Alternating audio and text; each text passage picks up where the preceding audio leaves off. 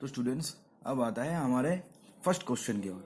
ठीक है, वहां पर क्या लिखा हुआ है अ fruit seller buys some oranges at a rate of 4 ₹10। 4 rupees में 10 रुपीज में 4 ऑरेंजेस खरीदा एंड इक्वल नंबर मोर। यहाँ पर क्या है, इक्वल नंबर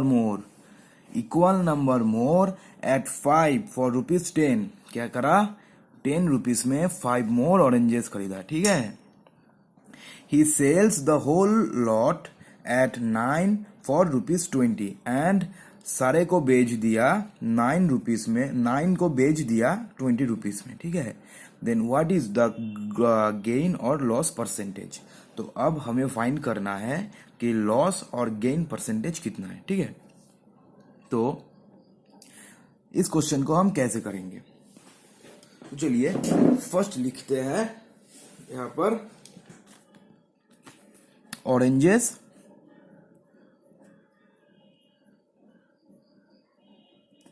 एंड यहां पर लिखते हैं प्राइस। ठीक है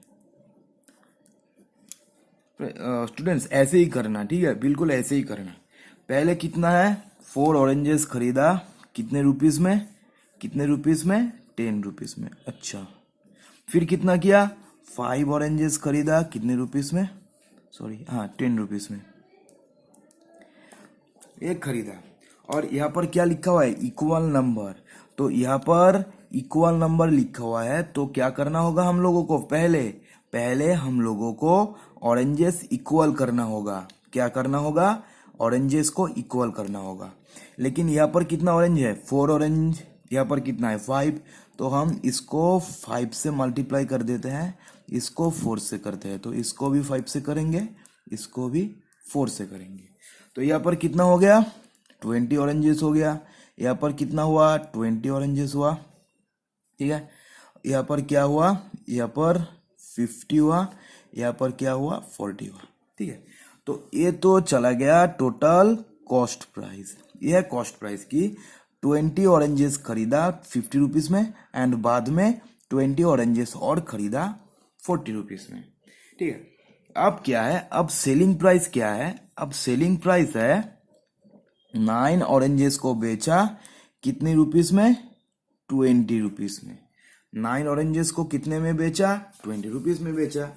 अच्छा, तो हमें यहाँ पर क्या है, यहाँ पर है ऑरेंजेस है 20 40 टोटल।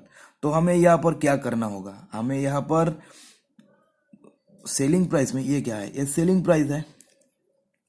सेलिंग प्राइस में हमें क्या, क्वांटिटी इक्वल करना होगा। ये कौन है, ये क्या है, ये है क्वांटिटी ना, क्वांटिटी।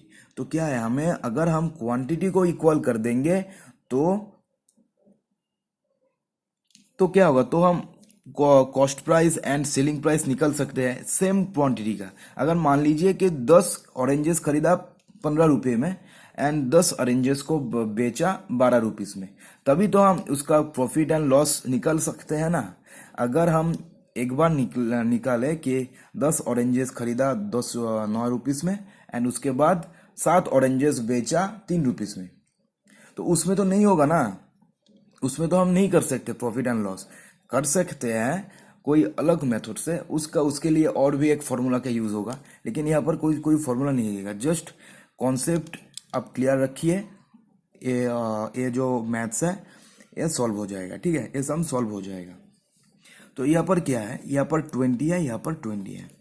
तो यहाँ पर अगर हम क्या करते हैं, यहाँ पर अगर हम 20 से मल्टीप्लाई कर देते हैं, यहाँ पर क्या करते हैं, तो यहाँ पर हम 20 से मल्टीप्लाई कर देते हैं। तो यहाँ पर भी क्या होगा, 20 से मल्टीप्लाई होगा।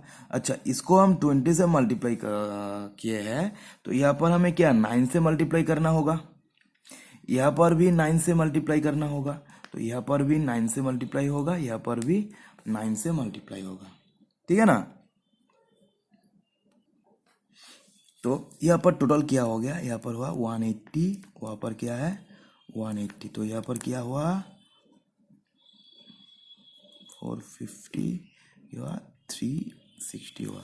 तो टोटल क्या हुआ, टोटल 360 ऑरेंजेस का कॉस्ट प्राइस कितना हुआ, यहाँ पर हुआ 810, यहाँ पर क्या है, यहाँ पर टोटल 180 ऑरेंजेस का सेलिंग प्राइस क्या है, 400 है, 400 है ना। 180 ऑरेंजेस का सेलिंग प्राइस क्या है, 400 है। यहाँ पर क्या है, 360 ऑरेंजेस का कॉस्ट प्राइस क्या है, 810 रुपीज है। तो हमें अगर हम 180 करेंगे तो 180 ऑरेंजेस का कॉस्ट प्राइस क्या होगा, 405 होगा ना। इसका इसका क्या होगा, हाफ हो जाएगा, 360 हुआ, यहाँ पर हाफ हो जाएगा तो क्या होगा, 405 होगा। तो यहाँ पर क्या है, 180 ऑरेंजेस का कॉस्ट प्राइस क्या मिल गया, कॉस्ट प्राइस मिल गया 405 एंड 180 ऑरेंजेस का सेलिंग प्राइस क्या मिल गया, 400 मिल गया। तो क्या हुआ, यहाँ पर क्या हो गया, cost price is greater than selling price. अगर कॉस्ट प्राइस ज्यादा होगा सेलिंग प्राइस से तो क्या होगा, उस मामले में हमें लॉस होगा, क्योंकि हमने ज्यादा में खरीदा लेकिन कम में बेचा, तो क्या होगा, लॉस होगा। एंड लॉस कितना हुआ, पहले देखते हैं लॉस कितना हुआ। लॉस हुआ, लॉस क्या होगा, लॉस हुआ 405 माइनस 400। इसका मतलब क्या है, 5 रुपीज का लॉस हुआ, ठीक है ना। तो लॉस परसेंटेज क्या होगा, लॉस परसेंटेज, हमें लॉस परसेंटेज निकालना है। तो लॉस परसेंटेज क्या होगा, लॉस परसेंटेज होगा लॉस डिवाइडेड बाय क्या होगा, कॉस्ट प्राइस होगा ना, कॉस्ट प्राइस इंटू 100%। तो 5 से डिवाइड करेंगे तो क्या होगा, 20 होगा, 5 से 81 होगा। तो क्या हुआ यहाँ पर, 100/81। इसका मतलब है 119/81% लॉस। तो क्या हुआ, टोटल में लॉस हुआ 119/81% का लॉस हुआ, ठीक है। तो आपको इस क्वेश्चन का कॉन्सेप्ट पता चल जाएगा, कॉन्सेप्ट आपको समझ में आ गया, ठीक है ना। तो इस तरीके से ना बहुत क्वेश्चन आता है, खास करके एसएससी सीजीएल में इस तरीके का बहुत क्वेश्चन आता है। अगर आपको ना कॉन्सेप्ट, अगर एक बार अगर आपको कॉन्सेप्ट पता चल जाएगा ना, तो कोई भी क्वेश्चन में कोई भी प्रॉब्लम नहीं होगा। तो आशा करते हैं कि आप लोगों को इस क्वेश्चन का कॉन्सेप्ट क्लियर हो गया, ठीक है। तो फिर से मैं बोल देता हूँ कि यहाँ पर क्या है, यहाँ पर क्या बोला कि 4 ऑरेंजेस खरीदा 10 रुपीज में and an equal number more at 5 for ₹10, equal number. इसलिए हमने क्या किया, पहले कॉस्ट प्राइस में क्वांटिटी को पहले इक्वल किया, उसके बाद क्या किया, सेलिंग प्राइस में क्या है, 9 है। तो यहाँ पर क्या करना है, cost price and selling price का क्वांटिटी भी इक्वल करना है। इसलिए हमने क्या किया, cost price and selling price का पहले क्वांटिटी इक्वल किया, उसके बाद जो प्राइस हुआ उस प्राइस में हमने देखा कि लॉस हुआ या प्रॉफिट हुआ, एंड उसके बाद जो लॉस हुआ या प्रॉफिट हुआ उसको हम कॉस्ट प्राइस से अगर हम डिवाइड करके 100 से मल्टीप्लाई कर देते हैं तो परसेंटेज हमारा निकल गया, ठीक है ना। तो अब आते हैं हमारे दूसरे क्वेश्चन की ओर। तो स्टूडेंट ये हमारा क्वेश्चन नंबर 2। यहाँ पर क्या है, 15 litre of mixture contains alcohol and water in the ratio 1:4. If 3 liters of water is mixed in it, the percentage of alcohol in new mixture will be क्या होगा, ठीक है। तो क्या है, एक मिक्सचर में 15 लीटर मिक्सचर में क्या है, 1:4 रेशियो में अल्कोहल एंड वाटर है। आपने क्या किया, उस मिक्सचर में 3 लीटर वाटर डाल दिया, उसके बाद आपको फाइंड करना है कि उस मिक्सचर में अब अल्कोहल की रेशियो क्या होगा, ठीक है, अल्कोहल की परसेंटेज क्या होगा।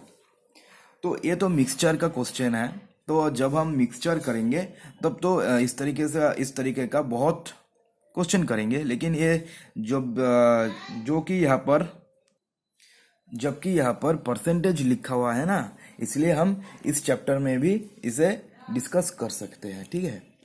तो क्या है, पहले मिक्सचर है, MIXTURE। मिक्सचर में क्या है, 15 लीटर मिक्सचर है, उसमें अल्कोहल है और वाटर है। ठीक है, अल्कोहल क्या है, 1:4 रेशियो में है। इसका मतलब है अगर 5 लीटर मिक्सचर होता तो 1 लीटर अल्कोहल होता और 4 लीटर वाटर होता। ठीक है ना। तो यहाँ पर क्या है, 15 लीटर है तो यहाँ पर क्या होगा, 3 लीटर अल्कोहल होगा एंड 12 लीटर मिक्सचर वाटर होगा। तो जब हम कराएंगे ना मिक्सचर चैप्टर तो ये कॉन्सेप्ट और भी क्लियर हो जाएगा। ठीक है। तो अब क्या किया, अब 3 लीटर वाटर डाल दिया इस मिक्सचर पे। तो क्या हुआ, 3 लीटर वाटर डाल दिया तो क्या होगा, यहाँ पर तो वाटर को ही बढ़ाएगा ना, वाटर तो अल्कोहल को नहीं बढ़ाएगा। तो यहाँ पर +3 होगा। एंड अगर अपने वाटर में डाला है ना, मिक्सचर में वाटर डाला है ना, तो मिक्सचर का भी तो जो क्वांटिटी है उस तो बढ़ जाएगा ना। तो यहाँ पर क्या होगा, +3 होगा। ठीक है ना, समझ में आ गया आपको। तो अब क्या बोला, अब बोला न्यू मिक्सचर में अल्कोहल की परसेंटेज कितना है। तो न्यू मिक्सचर में अल्कोहल की परसेंटेज, ताहले परसेंटेज क्या होगा, अल्कोहल की वैल्यू क्या है, 3 लीटर है, वॉल्यूम क्या है, 3 लीटर है। एंड मिक्सचर की न्यू वॉल्यूम कितना है, 15 + 3 18 लीटर है, इंटू 100%। क्या होगा, 6 होगा। तो क्या होगा, तो 100/6%। इसका मतलब क्या है, 1 6 नहीं ना, 1 4 40, 6 6 40, 6 4 36। एक काम करते हैं, तो क्या होगा, यहाँ पर 2 से मल्टीप्लाई कर देते हैं, डिवाइड कर देते हैं, 250। तो क्या होगा, यहाँ पर कर देते हैं 362/3%। तो हमारा आंसर क्या होगा, जब में परसेंट होगा, ये वाला हमारा आंसर होगा। ठीक है, तो ये क्वेश्चन भी आपको समझ आ गया। ठीक है, तो आप देखते हैं हमारे 3 नंबर क्वेश्चन।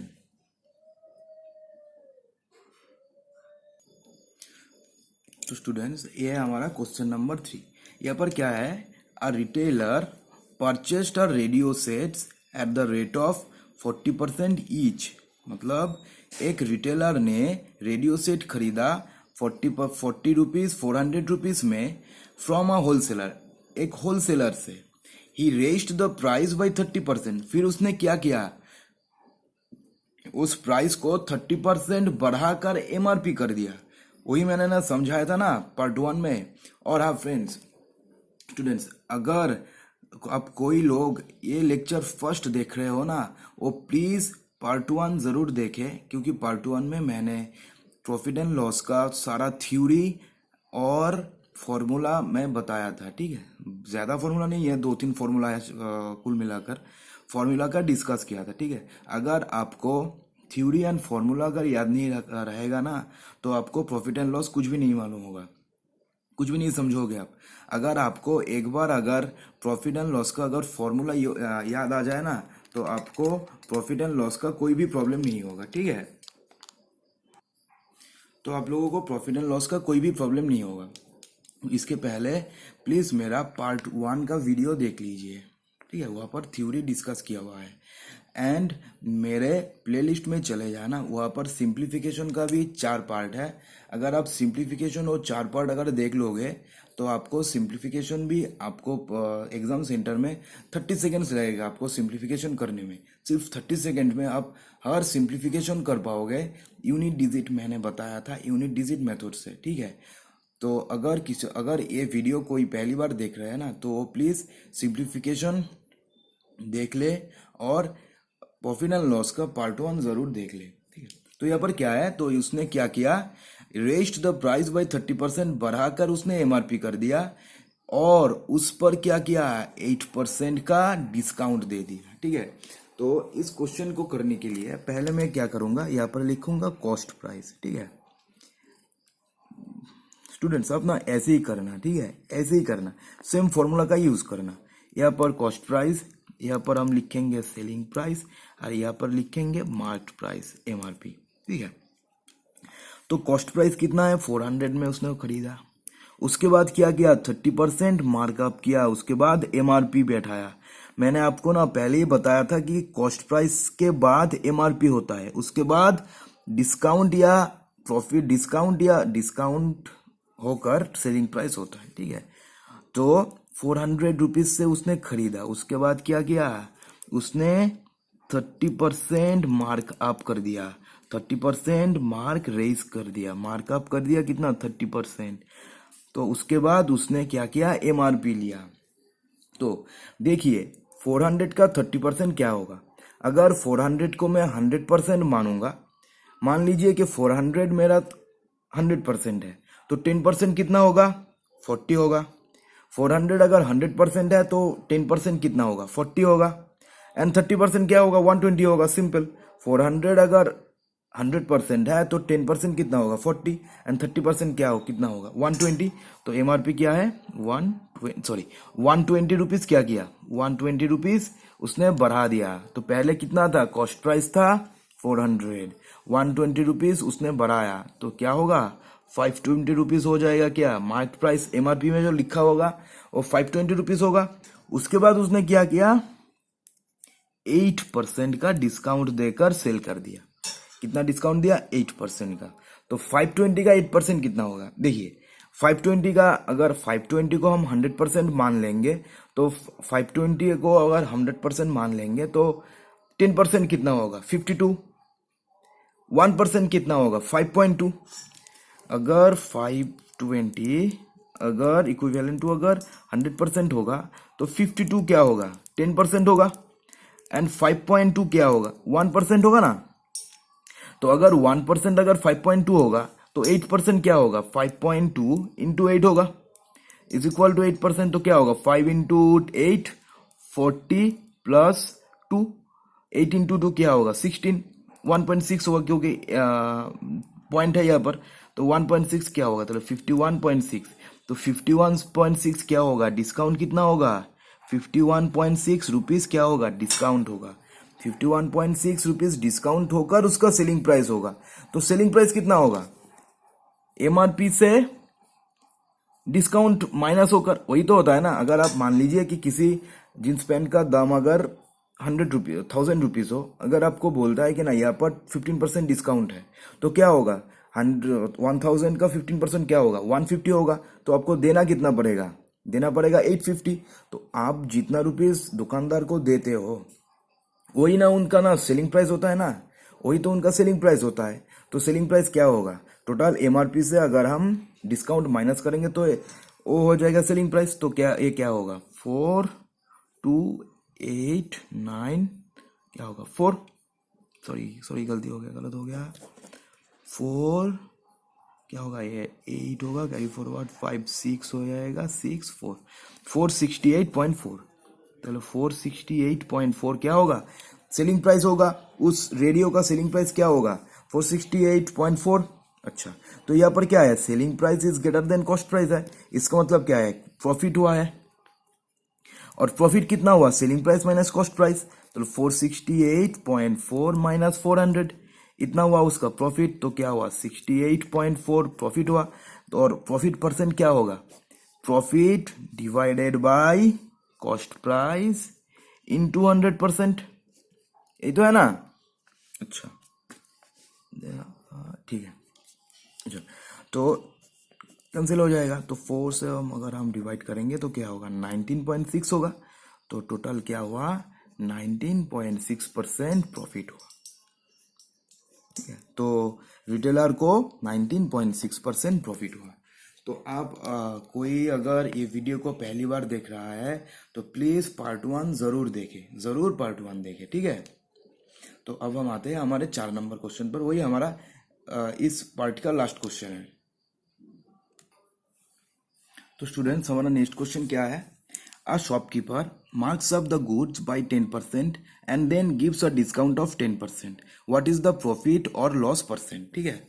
तो यहाँ पर हम क्या करेंगे, पिछले क्वेश्चन की तरह यहाँ पर कॉस्ट प्राइस लिख लेंगे, यहाँ पर सेलिंग प्राइस लिख लेंगे, यहाँ पर हम लिख लेंगे मार्केट प्राइस, ठीक है।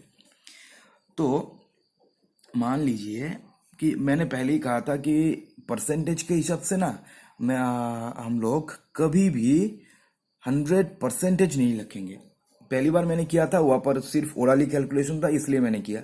लेकिन जब आपको ना इस तरह का कोई क्वेश्चन करना होगा ना, तब कभी आप 100% मानकर नहीं चलिएगा, 100x मानकर चलिएगा, ठीक है। अगर आप 100x मानकर चलोगे ना, तो गलती होने की चांसेस बहुत कम है। तो मान लेते हैं कि उस गुड्स का जो कॉस्ट प्राइस है वो 100x है, ठीक है।